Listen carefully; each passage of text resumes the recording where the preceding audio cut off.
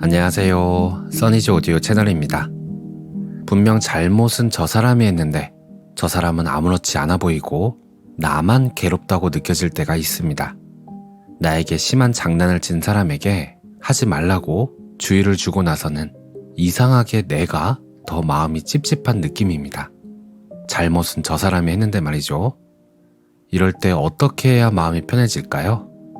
이걸 깨닫게 되면 어쩌면 깨달음을 얻을지도 모릅니다. 오늘은 이와 관련된 이야기를 해볼게요. 호련히 깨어나는 신신명, 원재스님. 출판사는 불광출판사입니다. 깨달음은 코 만지는 것보다 쉽다. 1. 지도 문안 유혐 간택. 지극한 도는 어렵지 않음이요. 오직 간택함을 꺼릴 뿐이니. 신신명의 첫 구절은 가히 파경입니다.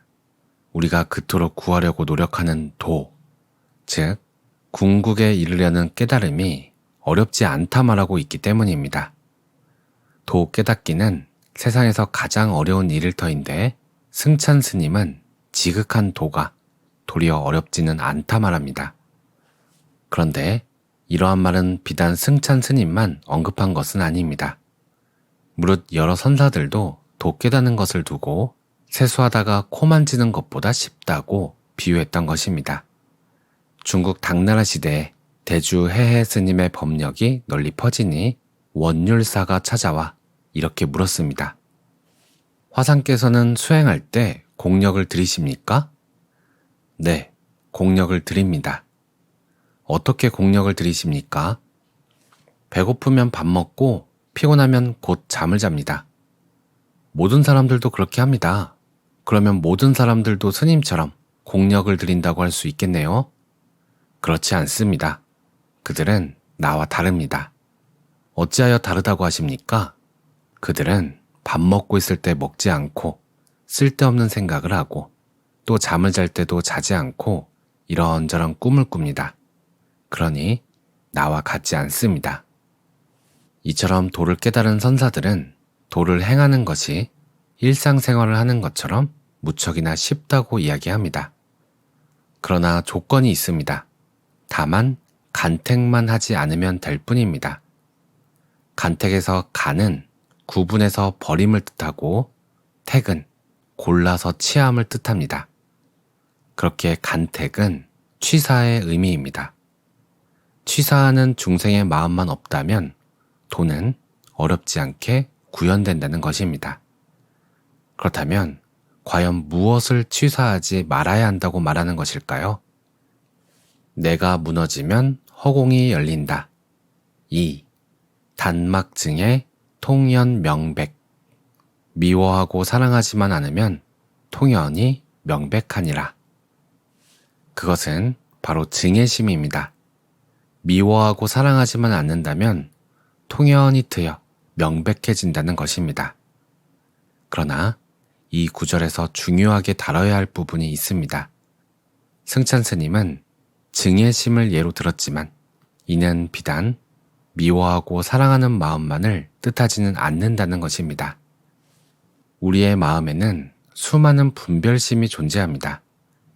그 대표적인 분별 중에 하나가 증애입니다. 이 밖에 시비나 생사, 호, 득실과 같은 분별도 동시에 존재하고 있습니다. 그런데 우리가 수행을 통해서 혹 다른 연유로 깨달음을 얻게 된다면 그것은 단지 증애심 하나만 사라지는 것을 뜻하지는 않습니다. 모든 분별심이 동시에 사라집니다. 왜냐하면 모든 분별하는 마음은 동시에 생겨나고 또한 동시에 사라지기 때문입니다. 시비, 생사, 호오, 득실 모두가 동시에 생겨납니다. 하지만 인연이 닿는다면 그 모든 분별하고 취사하는 마음 역시 동시에 사라집니다. 그렇게 모든 분별심은 동시 생멸한다고 할 수 있습니다.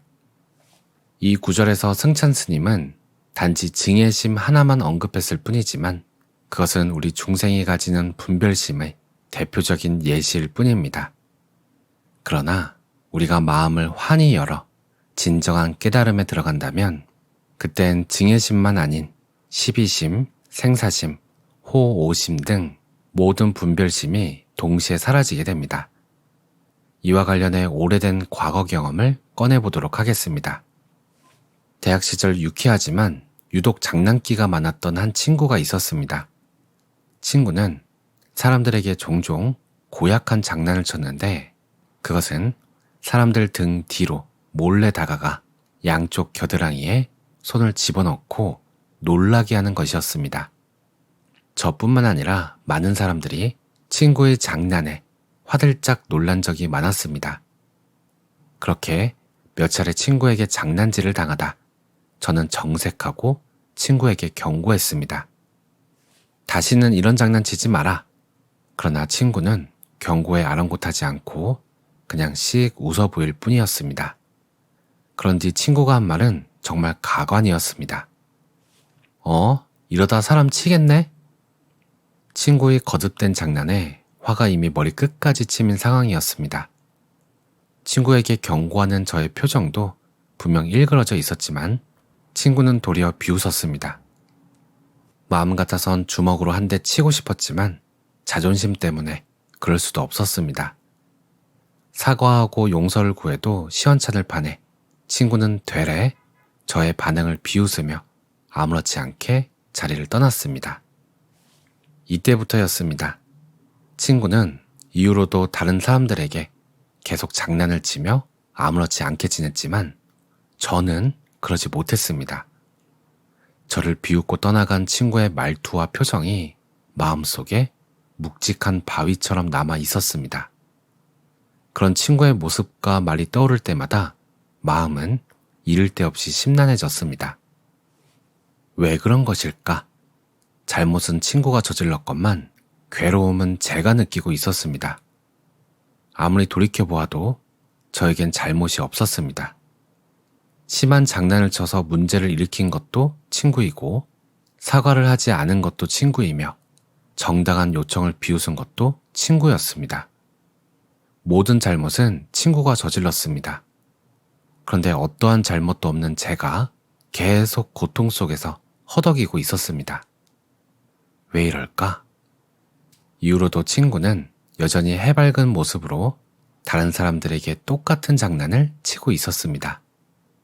친구는 잘못에 대한 인식도 없는 듯했고 저처럼 괴로워하지도 않았습니다. 그런 상황이 반복될수록 괴로움은 점점 커졌습니다. 이 상황을 도무지 납득할 수 없었습니다.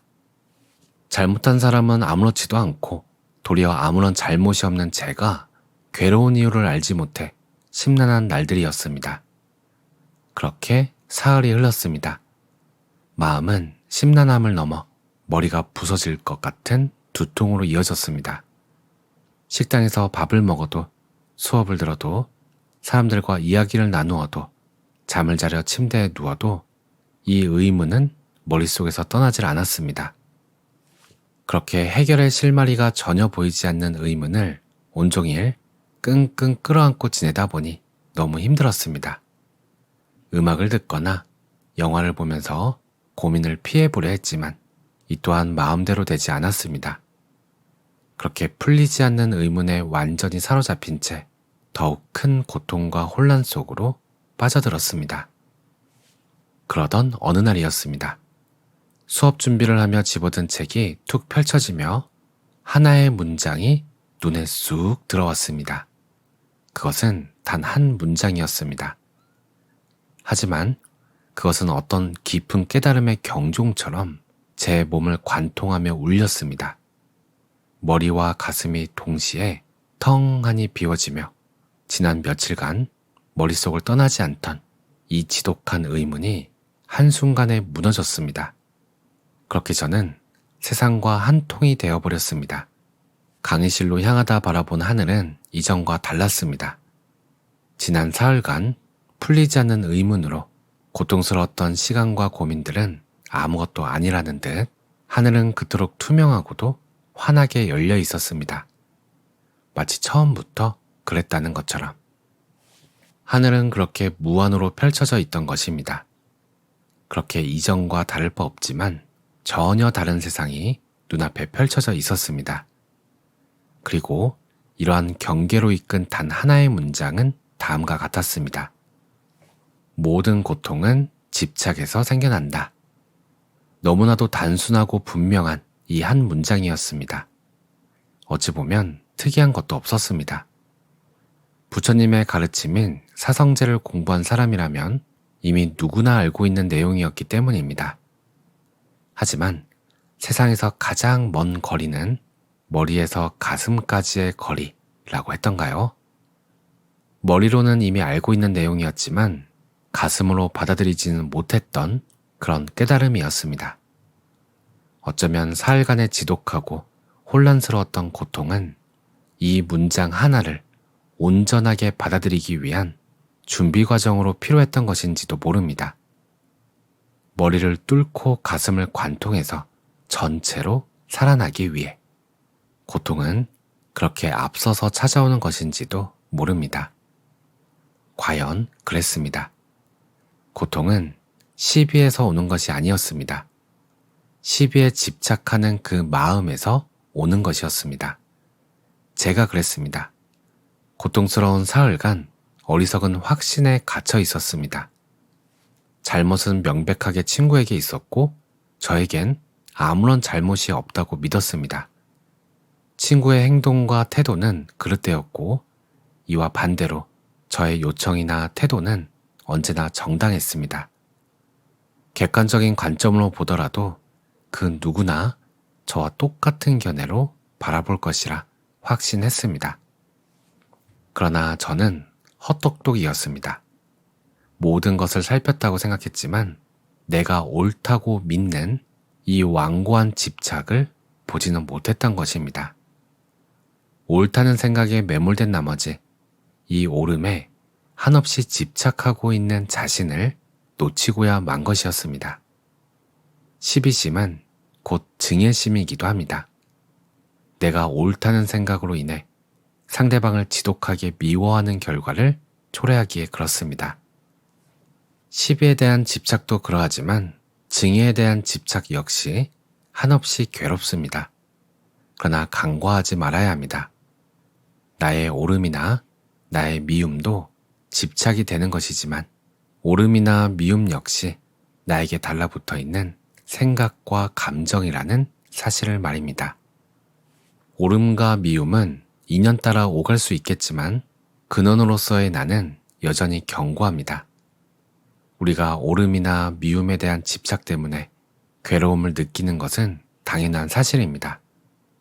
하지만 나라는 존재가 허물어지지 않는 이상 그것은 여전히 고통의 근원을 품고 사는 것입니다. 그렇기에 무아입니다.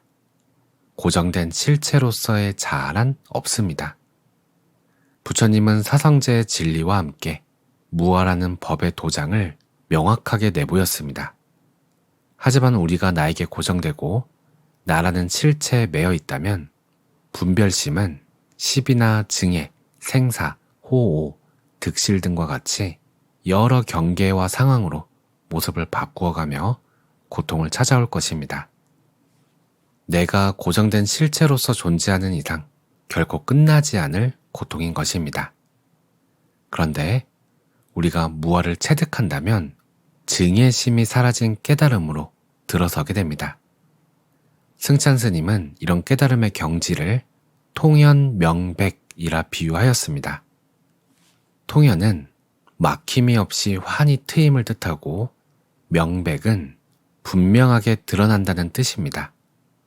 고정된 실체로서의 내가 무너지게 된다면 세상은 하나의 커다란 열린 통으로서 명명백백하게 인과의 일들을 펼쳐낸다는 것입니다. 다시 말해 모든 집착이 머무는 나라는 실체를 벗어나게 된다면 이 세상은 영기의 진리에 맞게끔 완벽하게 운용된다는 것입니다. 이것이 부처님이 깨달은 무아와 영기의 진리입니다. 이러한 진리는 영가전에 올리는 무상 법문을 통해서도 드러납니다. 첩첩 쌓인 푸른 산은 부처님의 도량이요 맑은 하늘 흰 구름은 부처님의 발자취이며 묻 생명의 노랫소리 부처님의 설법이고 대자연의 고요함은 부처님의 마음이니 불심으로 바라보면 온 세상이 불국토요 범부들의 마음에는 불국토가 사바로다. 세상은 본래 어떤 차별심에도 물들지 않고 완벽한 진리로서 드러난 불국토입니다. 하지만 나라는 실체에 집착해 묶인다면 이 불국토가 돌연 사바세계로 변합니다. 눈앞으로 모든 진리가 다양한 방식으로 현현해 있지만 나에게 가로막혀 이를 제대로 맞이하지 못하기 때문입니다. 대상이나 세상, 존재와 관계에 정해진 옳고 그름이란 없습니다. 근원적으로 고정된 특징이나 속성이 없기 때문입니다. 다만 하나의 분명한 차이가 있을 뿐입니다. 나라는 실체에 묶여 있는가, 혹은 나로부터 풀려나는가. 이 명확한 차이만 있을 뿐입니다. 그렇기에 나라는 존재는 참으로 묘합니다. 갇혀있을 때는 이처럼 견고한 감옥도 없습니다. 하지만 풀려난다면 이처럼 무한한 선물도 없습니다. 왜냐하면 나로부터 풀려나면 세상을 통째로 받아들일 수 있기 때문입니다. 그렇기에 통연명백은 나라는 존재에 대한 집착에서 풀려남으로써 세상을 온전한 불국토로 맞이하게 된다는 승찬 스님의 분명한 선언이 되는 것입니다. 이로써 신신명에서 가장 중요한 두 구절을 마쳤습니다. 이 구절들은 기껏해야 2줄 정도의 짧은 구절입니다. 하지만 이 짧은 구절 안에 고, 무상, 무아와 같은 3법인과 사상제의 진리가 모두 깃들어져 있습니다. 만일 인연이 갖추어져 있는 사람이라면 이 두 구절을 통해서도 곧장 깨달음의 세계로 들어갈 수 있을 것입니다. 그만큼 이 두 구절은 신신명에서 가장 중요한 구절이기도 하고 그렇게 신신명 전체의 핵심을 담았다고 해도 무방합니다. 낭야 해각선사는 신신명의 주애를 달아달라는 한 재상의 요청에 두 구절만 크게 썼습니다. 나머지 구절들은 작게 쓰면서 주애로 만들어버렸다 합니다. 그만큼 앞 두 구절에 이미 신신명의 골수가 담겨 있다고 본 것입니다. 그렇기에 이후의 구절들은 앞의 두 구절의 보조적인 주애며 다양한 방식의 변주라 말할 수 있습니다.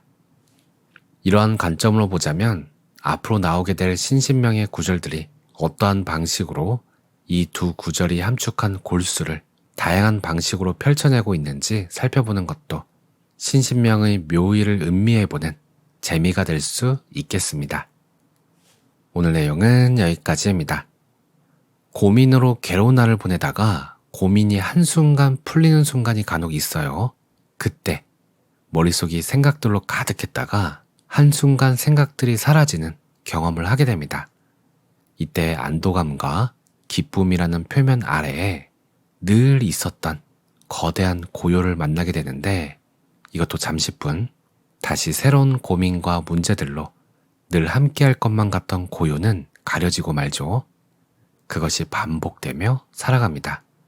그러다 문득 이것이 반복됨을 알아차리고 시끄러운 마음 때문에 늘 함께하는 고요가 가려져 있음을 알아차립니다. 그러면 이제부터 길이 나기 시작해요. 어디로 가야 할지 방향성이 잡히기 시작합니다. 처음에는 고요해지려고 노력하지만 아이러니하게도 점차 그 노력은 내려놓게 됩니다. 그러면 고요해지려는 노력이 아니라 그저 고요가 됨으로써 알아차리게 됩니다. 손으로 코를 만지는 노력보다 쉽다는 것을 알게 됩니다. 지금 이 순간 역동적이고 살아있는 이 세상의 움직임과 아름답고 시끄러운 소리들 아래 고요를 느껴봅니다. 이 고요 없이는 움직임도 소리도 없음을 알아차려 봅니다. 오늘도 평온한 하루 보내세요. 감사합니다.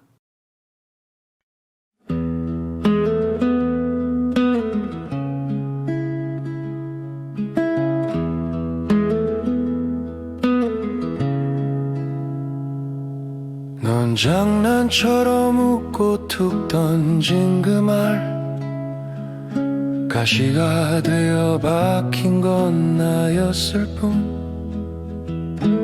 분명 네가 틀렸는데 넌 괜찮은데 왜 나만 이 밤에 갇혀 무너질까.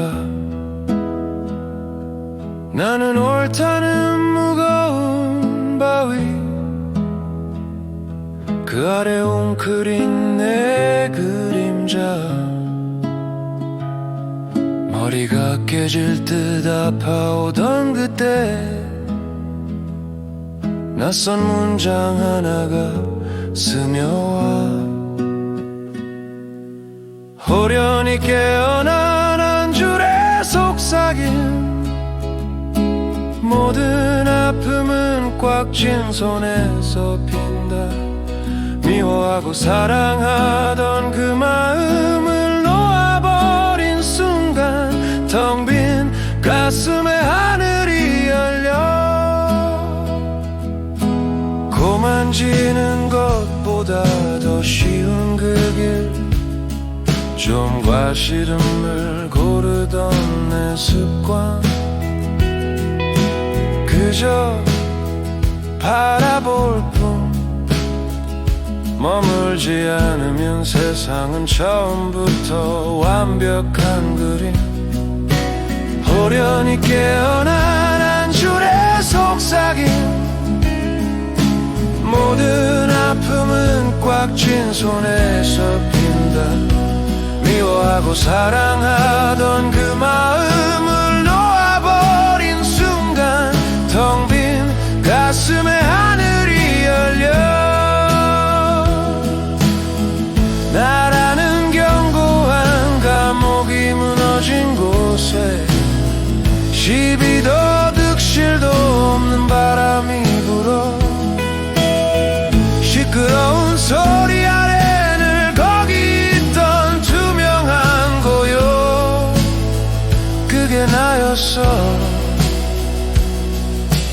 푸른 산도 흰 구름도 다 내 안을 흐를 뿐 미워할 것도 사랑할 것도 없이 그저 명백하게 명백